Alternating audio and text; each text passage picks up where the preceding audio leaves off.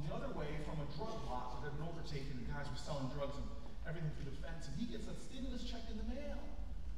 And he says, you know what, I'm going to be a philanthropist with the stimulus check. He goes to Home Depot, he buys a lawnmower, bags, rakes, the whole thing, and he goes right into that lot, living his courage, telling his truth, and says, I'm just going to clean this up. And he starts mowing the lot. First day, he just bagged up some of the stuff, put it on the side, and people were afraid of him because the drug dealers weren't sure what was in those bags, so they opened them up and looking through them, make sure they didn't get any of their stuff, but he kept going. Day after day, he was going out and doing a little something on that lot. Within weeks, he transformed it into more beautiful than the White House wall. And guess what the drug dealers do? They left. They left the neighborhood. He became a hero. One guy refusing to accept what was his, telling his truth, not yielding from it, not giving in to fear, but living the boldest, most audacious version of himself he could be, knowing that he was put on this planet just to do that. Lincoln said that that's the problem. Everyone is born an original, but sadly most of us die copies. Because we look to our left and to our right as who we should be. We allow other people to give us permission to do things as opposed to looking within ourselves. And so we've been damned with low expectations. We have begun to tolerate way too much. How can we tolerate in America having a Virginia Tech every single day? 34 Americans murdered by gun violence every single day in this country, and we barely even notice it anymore. How can we accept our greatest natural resource by far, oil, gas? Somebody was telling me, Hadley, I think you were telling me about oil, sludge, sand, whatever it is. You were educating me tonight. What is it? Tar sands. Thank you, Hadley. But the greatest natural resource is the human mind.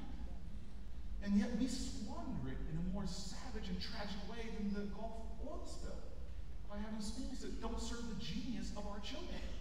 And we know for a fact that genius is equally distributed in America. No neighborhood has a monopoly on genius. All of our children are given the same opportunities. You'll see genius sprouting up all over the place. And we are carnaging that human potential, giving up scientists, engineers, and biologists, teachers. We're giving up police officers, investigators, inventors.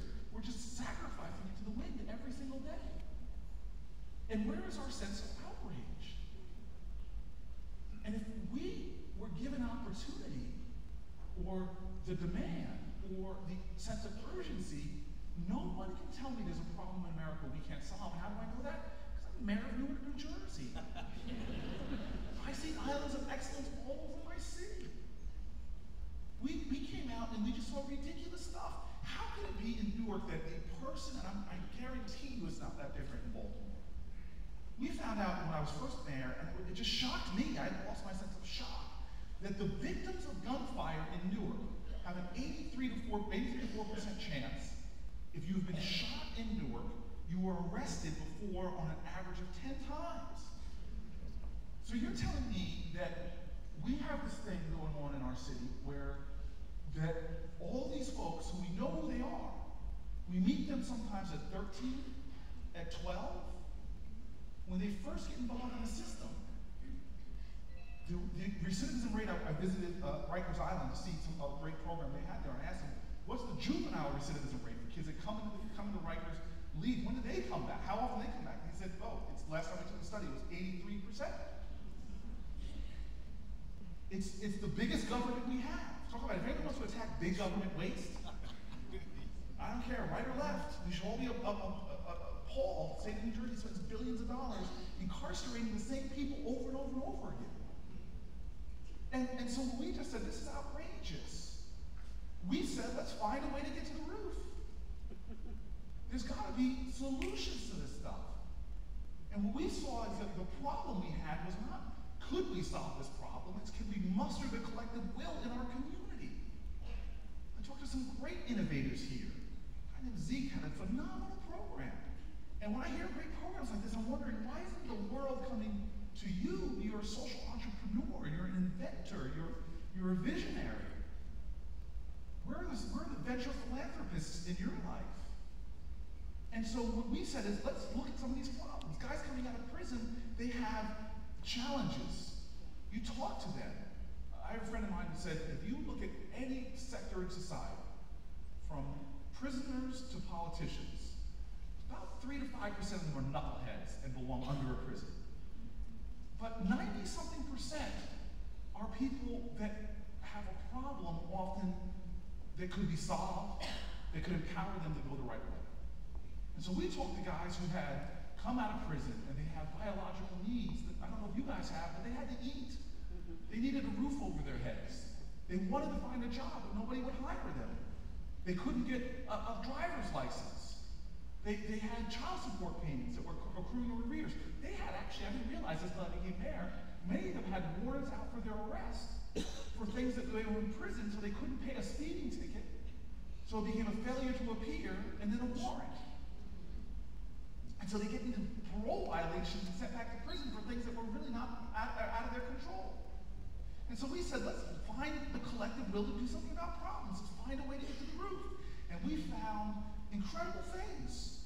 We found out that these guys had administrative law problems. Where was their legal support? There was none. We looked around the country. Has anybody got a great legal program to help these guys out? Not good enough for us. So we pulled all the law firms together and said, let's create the first ever pro bono legal service project in America, where all the private law firms provide free legal services to guys as the law firms involving themselves in stopping crime. Because if you give the guy hope to make better choices, then you stop crime. And we did it, called the Reentry Legal Services Release. It's an incredible program. We saw guys that had this visceral desire, and I didn't realize this, but most men have this visceral desire. My mom is praying that I get this desire. It's the fatherhood desire.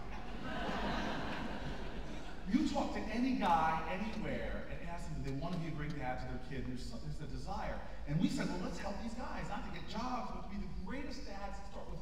And we all do this in our lives. What's your biggest, hairiest, most audacious goal? Your BHAG, big, hairy, audacious goal. We said that should be to be a great dad. They agreed and said, okay, well, let's do things. You need a mentor, you need a model.